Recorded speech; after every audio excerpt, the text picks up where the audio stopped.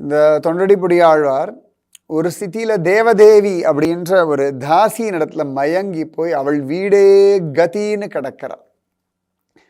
அப்போ இவர் எப்படியாவது பக்தியில் மீட்டு கொண்டு வரணும்னு ரங்கநாயகி கோச்சிக்கிறான். நம்ம பையன் உங்களுக்கு அவ்வளவு கைங்கரியம் பண்ணியிருக்கான், இன்னைக்கு போய் ஒரு தாசி வீட்டு வாசலில் போய் இப்படி படியாக கிடக்கிறானே, அவனுக்கு ஒரு ஒத்தாசை பண்ணி திரும்பவும் அவனை நல்வழிப்படுத்தக்கூடாதான்னு கோச்சிக்கிறான். அதனால தான் ரங்கநாயகிக்கு ஏற்றம் ஜாஸ்தி. புருஷகார பூத்தைன்னு பேர். புருஷகாரம் அப்படின்னா சிபாரிசு. நம்மளெல்லாம் நம்பி யாராவது சிபாரிசு பண்ணுவாளா? யோசனை பண்ணி பாருங்க. நம்ம யாராவது சொல்லி கொஞ்சம் சிபாரிசு பண்ணுங்களேன்னா கட்டாயம் பண்ணுறேன்ப்பான்னு சொல்லுவா. அப்புறம் முடியலை, அவர் ஃபோன் எடுக்கலை, நான் சிபாரிசு பண்ணேன், அப்புறமா பார்க்கலாம், இப்படி எல்லாம் சாக்குப்போக்கு சொல்லுவாளே ஒழிய ரெக்கமெண்ட் பண்ணி காரியத்தை சாதிக்கிறதுக்கு நம்ம மேலே யாருக்குமே நம்பிக்கை இல்லை. கசப்பான உண்மை இதுதான். ஆனாலும் இந்த அம்மாக்களுக்கெல்லாம் பிள்ளைகள் மேலே ஒரு நம்பிக்கை உண்டுன்னு.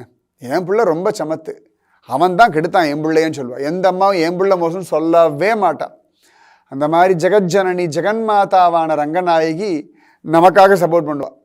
அந்த பிள்ளை சமத்து தான், நீங்கள் தான் கெடுத்து வச்சிருக்கள், உங்களுடைய மாயையில் மாட்டின்ற குழந்தை படாத பாடுபடுறான், அவனை சரி பண்ணுங்கோ அப்படின்னு பயமுறுத்துகிறாளாம் பெருமாள் இடத்துல. இப்போ ரங்கராஜன் இந்த கோவிலில் அவருக்கு ஆராதனம் பண்ணக்கூடிய பாத்திரங்கள் இருக்கும் இல்லையா, அது ஒரு பொன்வட்டில்.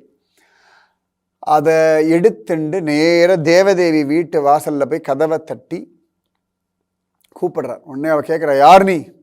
அவர் சொல்கிறார், நான் விப்ர நாராயண தாசன், அழகிய மணவாளன்னு பேர் எனக்கு. மா, அவர் மேலே ரொம்ப ஆசையோடு இருக்கார், இப்படி அவரை தெருவில் விடாத, உனக்கு என்ன பணம் வேணும் அவ்வளோதானே, இந்த நல்ல தங்க கிண்ணம், இதை வச்சுட்டு அவருக்கு வேண்டிய சுகத்தை கொடுன்னு தூது போகிறான் ரங்கராஜன். சுவாமி இந்த அவதாரம் எடுக்கணுமா அப்படின்னா இந்த விப்ர நாராயணனை சரி பண்ணுறதுக்கு பொன்வட்டில் காணலேன்னு தேடி எல்லாம் பார்த்து கடைசியில் இவ வீட்டில் இருக்குன்னு அவள் வேலைக்காரி சொல்ல, உன் வீட்டுக்கு எப்படி வந்ததுன்னா இவருடைய சிஷ்யன் அழகிய மணவாளன் ஒருத்தன் வந்தான்னு சொல்ல, இவர் எனக்கு சிஷ்யனே கிடையாதுன்னு சொல்ல, கடைசியில் ரங்கராஜன் நான் தான் வந்தேன் அப்படின்னு ராஜா கிட்ட சொன்னேன். இப்போ பார்த்துக்கோங்க, நம்மளை நல்வழிப்படுத்துறதுக்காகவும் தெய்வம் அவதாரம் செய்யும்.